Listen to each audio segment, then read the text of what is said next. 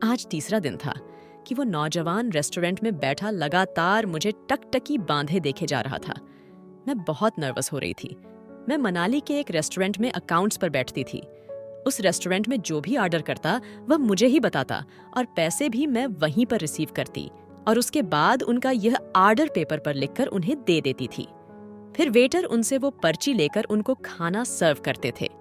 ये नौजवान पिछले 3 दिनों से सिर्फ 1 कप कॉफी ही ऑर्डर करता था और बिल्कुल एंड पर मेरे सामने वाली टेबल पर जाकर बैठ जाता, कॉफी पीता रहता, मुझे देखता रहता। मनाली में यूं तो 12 महीने का मौसम ठंडा रहता है, लेकिन जनवरी का महीना था। बर्फबारी अपने बुलंदी पर थी। ऐसे में बहुत कम ही लोग रेस्टोरेंट में आते थे और ज्यादातर लोग अपने होटल के कमरों में ही रहना पसंद करते थे। लेकिन इस सर्दी के मौसम में जब वहां पर इक्का दुक्का ही लोग बैठे थे, वह शख्स रोज आ जाता था। जॉगर्स, दस्ताने, लॉन्ग शूज सब कुछ पहने वह मेरे सामने वाली टेबल पर आकर बैठ जाता था। आज सर्दी की शिद्दत ज्यादा थी। अभी भी बाहर बर्फबारी हो रही थी, इसीलिए वेटर भी रेस्टोरेंट पहुंच नहीं पाए। उस वक्त रेस्टोरेंट में सिर्फ मैं थी। यहाँ पर उस रेस्टोरेंट का मालिक भी था। वह मुझे यही कह रहा था कि कुछ लोगों का ऑर्डर पूरा करके रेस्टोरेंट बंद करके तुम भी जा सकती हो। आखिरी शख्स जाने के लिए तैयार ही था जब वह नौजवान अंदर आकर मेरे सामने खड़ा हो गया। कहने लगा, 1 कप कॉफी चाहिए। मैंने कहा, आज स्टाफ सर्दी की वजह से पहुंच नहीं पाया। हो सकता है रेस्टोरेंट जल्दी बंद हो जाए। आप चाहें तो कहीं और से कॉफी पी लें। मेरी इस बात पर उसने बड़ी गुस्सैली नजरों से मुझे देखा था। कहने लगा, मुझे यहाँ की कॉफी पसंद है, इसलिए आप ऐसा करें कि आप सर्व कर दें। यह कहकर वह अपनी सामने वाली कुर्सी पर बैठ गया। मजबूरन मुझे ही उसके लिए कॉफी बनानी पड़ी। कॉफी बनाकर मैंने उसे दी और सामने अपने काउंटर पर जाकर खड़ी हो गई कि कब यह शख्स कॉफी पिए है और मैं रेस्टोरेंट को बंद करके वापस जाऊं। लेकिन वह बड़े आराम से कॉफी के घूंट भर रहा था और बिना किसी लिहाज के टिकटिकी बांधे मुझे ही देखे जा रहा था। जैसे कॉफी खत्म हुई, उसने एक और कॉफी ऑर्डर कर दी। मैं उसे कह भी चुकी थी कि और मौसम खराब होने की खबर आ चुकी है और मेरा घर यहाँ से काफी फासले पर है, पर वह तो यूं था जैसे कुछ सुन ही न रहा हो। शाम अब गहरी होने लगी थी। मैं बार बार अपने हाथ में बंधी घड़ी की तरफ देख रही थी कि कब यह शख्स जाए और मैं भी वापस जाऊं। लेकिन वह शख्स शायद बहुत ढीठ था। जब तक रात का अंधेरा नहीं छा गया, तब तक एक के बाद एक कॉफी मांगकर पीता रहा। रेस्टोरेंट का मालिक चाबी मुझे थमा कर गया था, इसलिए मेरी मजबूरी थी कि मुझे वहां रुकना पड़ा। जैसे ही मैं रेस्टोरेंट बंद करके जाने लगी तो मौसम अब और भी ज्यादा खराब हो गया था। मौसम का तेवर बिल्कुल बदल गया था। बर्फबारी में शिद्दत आ गई थी और मैं यह समझ नहीं पा रही थी कि इतनी तेज बर्फबारी में अपने घर तक कैसे पहुंचूंगी। बर्फबारी और मौसम की खराबी की वजह से सड़कें सुनसान थीं। बर्फ चारों तरफ फैल चुकी थी। सब लोग या तो अपने घरों में बंद थे या अपने होटलों के कमरों में। मैं तेजी से अपने रिहायशी होटल में जाना चाहती थी, लेकिन बर्फ की शिद्दत ने मुझे कांपने पर मजबूर कर दिया था। हालांकि मैंने डबल जैकेट पहन रखी थी, अपने आप को बिल्कुल कवर कर रखा था। इसके बावजूद मुझे ठंड महसूस हो रही थी। एक तो बर्फबारी बहुत तेजी से शुरू हो चुकी थी, उस पर हवा भी बहुत तेज थी। खून को जमा देने वाली सर्दी। मैं न जाने किस तरह से अपने आप को गिरने से बचाते हुए चलती जा रही थी। जैसे मेरे पांव जरा सा रुकते, मेरे पांव बर्फ में घुसने लगते। बड़ी मुश्किल से मैं अपना हिम्मत बरकरार रख रही थी कि अचानक से एक गाड़ी मेरे पास आकर रुकी। शीशा नीचे हुआ तो वह वही नौजवान था। कहने लगा, आइए आपको आपके मकाम तक पहुंचा देता हूं। मैं उससे कभी भी लिफ्ट न लेती, लेकिन जिस किस्म का मौसम शुरू हो चुका था, मैं उसकी गाड़ी में बैठ गई। मैं उसे रास्ता समझाने लगी।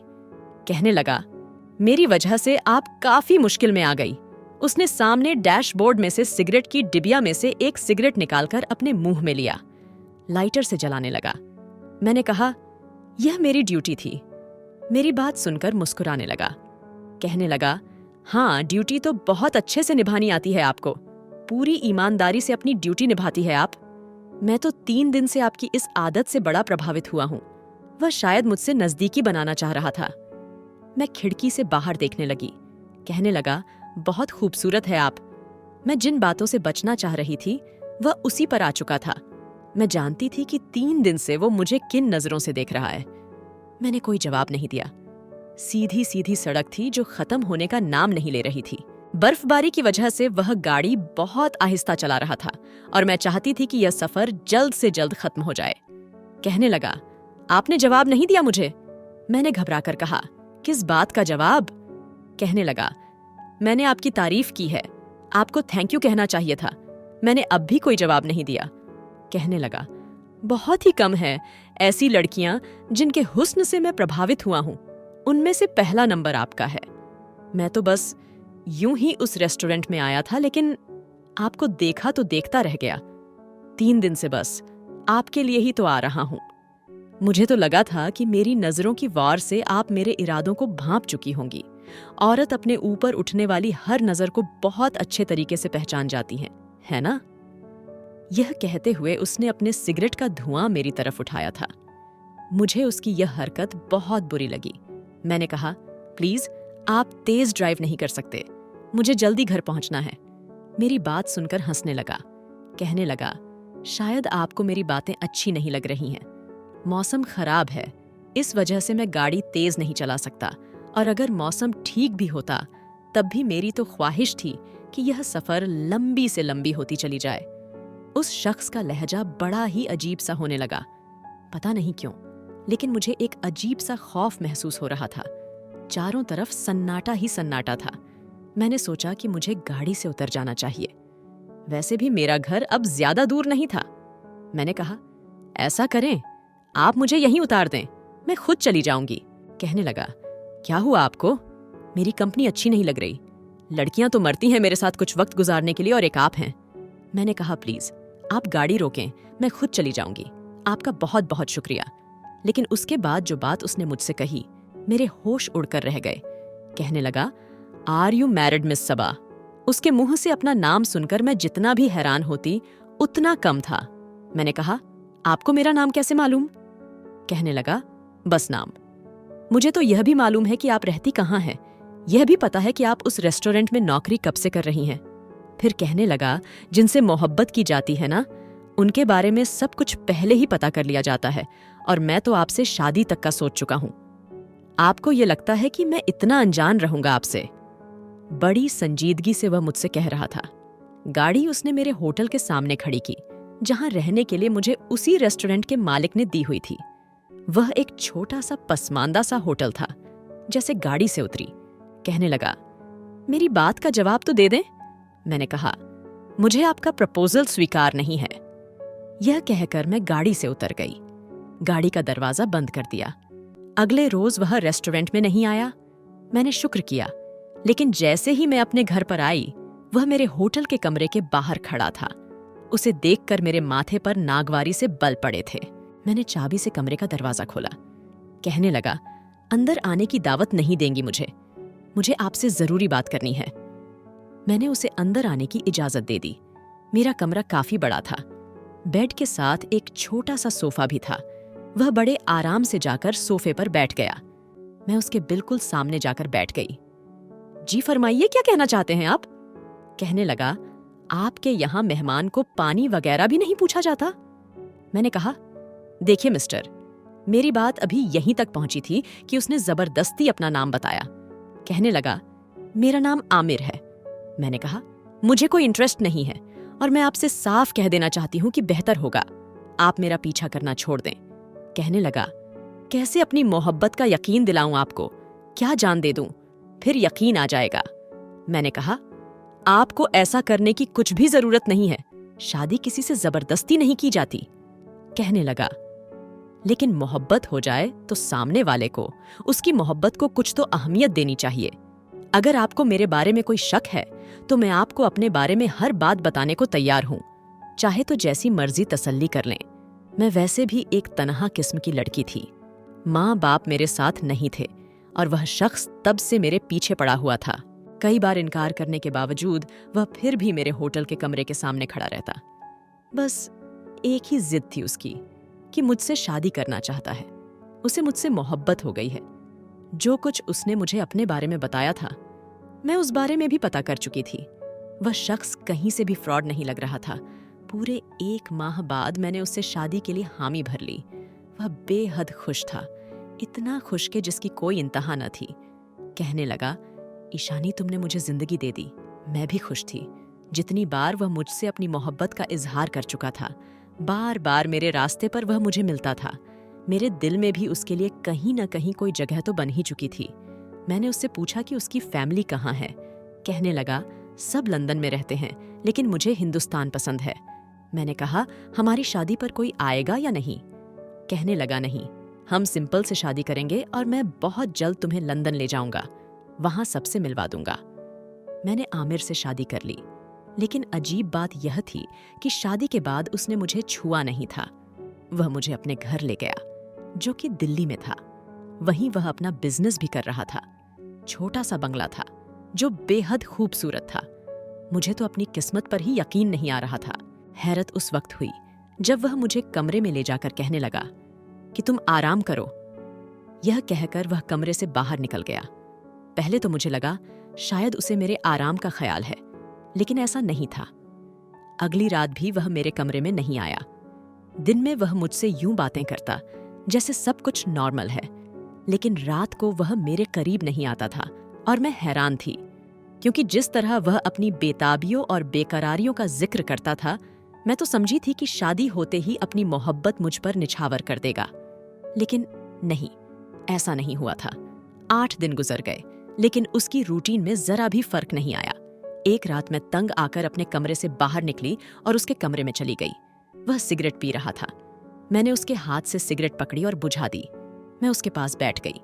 कहने लगा, क्या बात है, तुम सोई नहीं अभी तक? मैंने कहा, आपने मुझसे शादी क्यों की थी? मेरी बात सुनकर कुछ देर वह मुझे बड़ी संजीदगी से देखता रहा।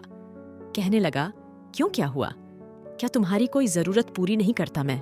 किसी चीज की कमी है? मैंने नहीं में सर हिला दिया।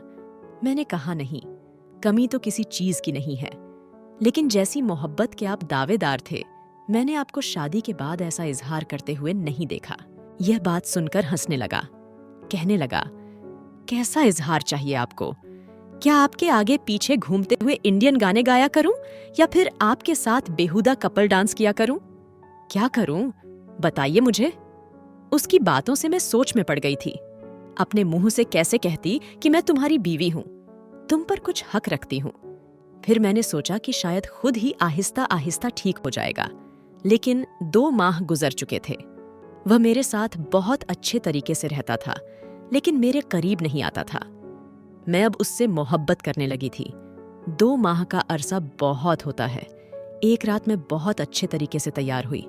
मैंने ब्लैक कलर की साड़ी पहनी, मेकअप भी फुल किया, अपने बालों को खुला छोड़ दिया। जैसे ही वह घर में दाखिल हुआ, मैं फौरन से लाउंज में आकर बैठ गई। वह जैसे ही अंदर दाखिल हुआ, मुझे एक नज़र देखते ही अपनी नज़रें पलटना भूल गया। मुझे लगा कि शायद यह मेरी थोड़ी सी जीत है। काफी देर मुझे देखता रहा, लेकिन फौरन ही चौंक सा गया। फिर जल्दी से अपनी नजरें भी बदल ली। मुझे उसका यह रवैया भी बहुत अच्छा लग रहा था। खाना खाने के फौरन बाद अपने कमरे में जाने लगा तो मैंने उसका हाथ पकड़कर कहा, क्या बात है, आपकी मोहब्बत खत्म हो गई है? कहने लगा, नहीं तो, मैं तो अब भी तुमसे बहुत मोहब्बत करता हूं। मैं रोज कहता तो हूं तुमसे। मैंने कहा, कहते हैं, लेकिन एहसास नहीं दिलाते। मियाँ बीवी के रिश्ते के कुछ तकाजे होते हैं, और आप अनजान तो नहीं हैं इन बातों से? मेरी बात सुनकर अचानक वह गुस्से में आ गया। कहने लगा, तुम्हें हक चाहिए तुम्हें, तो आओ मैं तुम्हें तुम्हारा हक दूं। उसने एकदम बड़े गुस्से से मेरा बाजू पकड़ा और मुझे बाहर ले गया। मैं हैरान थी कि मुझे कहाँ लेकर जा रहा है। मुझे अपने बंगले के पिछली तरफ ले गया, जहां मैं आज तक कभी नहीं गई थी। मैं नहीं जानती थी कि वहां पीछे क्या चीज है और क्या नहीं, लेकिन वहां एक कब्र देखकर तो मेरी जान निकल गई। उसने उस कब्र पर लाकर मुझे जोर से फेंका। कहने लगा, इसकी खातिर शादी की थी मैंने तुमसे, समझी, जिसे तुमने बर्बाद करके रख दिया, यहां तक कि मौत के घाट उतार दिया। यह सुनकर मेरा तो सांस रुकने लगा। कौन था वो शख्स? मैंने कहा, मैं समझी नहीं। कहने लगा, सामने कब्र पर लिखी हुई तख्ती पढ़ो। जैसे मैंने उस कब्र पर लिखी हुई तख्ती को पढ़ा तो मैं अपना सांस लेना भूल गई। उस पर आयान लिखा था और मैं उस नाम से अच्छी तरीके से वाकिफ थी। बल्कि उस नाम ने और उस लड़के ने मेरी जिंदगी बर्बाद करके रख दी थी। मैं दुनिया से छुपती फिर रही थी। मनाली में रहने का भी मेरा मकसद सिर्फ यही था, क्योंकि मैं छुप जाना चाहती थी अपने अतीत से, लोगों से। लेकिन आज न जाने क्यों मेरा अतीत आज फिर मेरे सामने आकर खड़ा हो चुका था, वो भी आमिर की सूरत में। उसने मुझे बाजू से पकड़ा और कहने लगा, याद आया तुम्हें कुछ? मैं तो यूं थी कि कुछ भी नहीं कह सकती थी। मुझे तो शॉक लगा था। कहने लगा, तुमने मेरे छोटे भाई की जिंदगी बर्बाद कर दी थी और अब तुम हमेशा उसी के नाम पर बैठी रहोगी। कभी भी न तो मैं तुम्हें छोड़ूंगा और न तुम्हें अपना लूंगा। तुम मेरी मोहब्बत से हमेशा दूर ही रहोगी। वह मुझे उसी कब्र पर छोड़कर वापस जा चुका था। मेरी आंखों से आंसू बहने लगे। आयान मेरे पास ट्यूशन पढ़ता था। मैं उस वक्त होम ट्यूशन पढ़ाती थी। आजमगढ़ में रहती थी। मैं आजमगढ़ की ही थी। वह पढ़ाई में बहुत कमजोर था। 10वीं क्लास में पढ़ता था। जब अखबार में विज्ञापन पढ़कर मैं उसके पास गई, उसकी माँ से मेरी बातचीत तय हुई। काफी अच्छी फीस वह मुझे देने को तैयार थी। मैं उस लड़के से 7-8 साल बड़ी थी।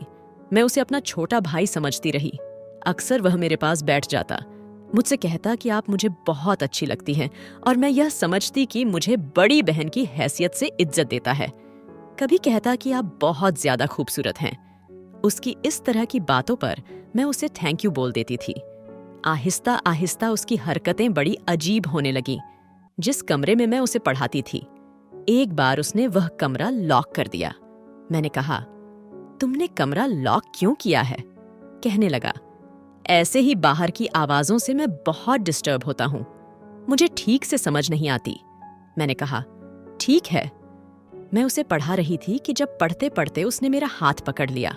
मैंने उससे अपना हाथ फौरन से छुड़वाया। मैंने कहा कि मेरा हाथ मत पकड़ो, मुझे अच्छा नहीं लगता कि कोई मुझे छुए। कहने लगा, क्यों? मैंने कहा, बस मुझे अच्छा नहीं लगता, इसलिए तुम जरा फासला रखा करो। एक बार कहने लगा कि आप मुझे बहुत अच्छी लगने लगी हैं। मैं यह बात भी हंसकर बदल देती। मैंने कहा, यह तो अच्छी बात है। कहने लगा, आपको मैं कैसा लगता हूं? मैंने कहा, तुम भी बहुत अच्छे हो, बस अच्छे से पढ़ोगे तो और भी अच्छे बच्चे बन जाओगे।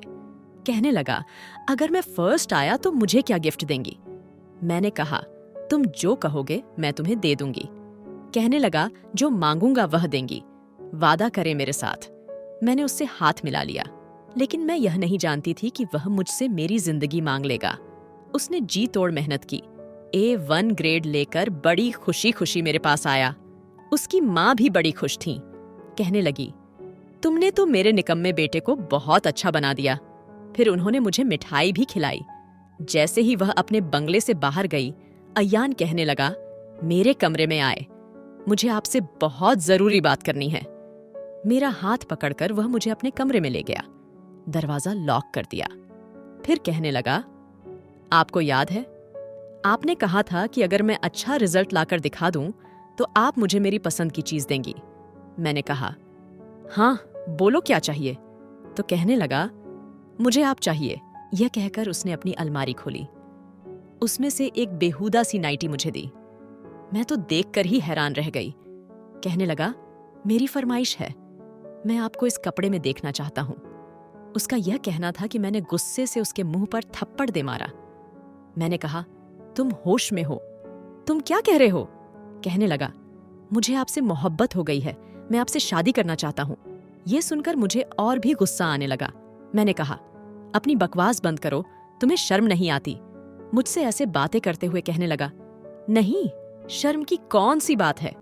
वो कहने लगा, आप मुझे अच्छी लगती है इसलिए कह दिया आपसे, मोहब्बत है मुझे आपसे। वो और भी कुछ कहता रहा, लेकिन मैंने उसकी कोई बात नहीं सुनी।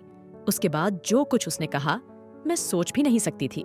दोस्तों, ये कहानी अधूरी है, इसका पार्ट 2 जल्द ही मैं आपको दूंगी। ऐसी ही अच्छी अच्छी कहानियां सुनने के लिए हमारे चैनल को सब्सक्राइब करें।